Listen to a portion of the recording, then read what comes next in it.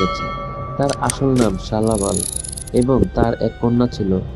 Galactus যখন তার পৃথিবী গ্রাস করতে আসে, শালাবাল নিজের পৃথিবী ও কন্যাকে বাঁচানোর জন্য আত্মত্যাগ করে গ্যালাক্টাসের দূত হওয়ার সিদ্ধান্ত নেয়। গ্যালাক্টাসের কারণে ধ্বংস হয়ে যাওয়া অসংখ্য কণ্ঠস্বর তার মনে প্রতিধ্বনিত হতে থাকে, যা তাকে গভীরভাবে নাড়া দেয় এবং শেষ পর্যন্ত শালাবাল ভয়ে ও বেদনায় সরে যায়।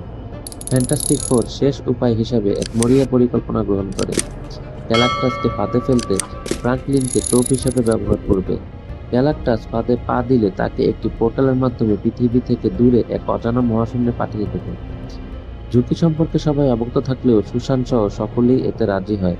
ফ্যান্টাস্টিক ফোর মোলম্যানের সঙ্গে চুক্তি করে, এতে মোলম্যান বিপদের সময় নিউ ইয়র্কের নাগরিকদের মোলম্যানের আন্ডারগ্রাউন্ড শহর সাবটেরেনিয়ায় আশ্রয় দিতে সম্মত হয়। পাশাপাশি ফ্যান্টাস্টিক ফোর শহরের কেন্দ্রে অবস্থিত টেলিপোর্টেশন যন্ত্রটি মেরামত করতে শুরু করে। এরই মধ্যে রিড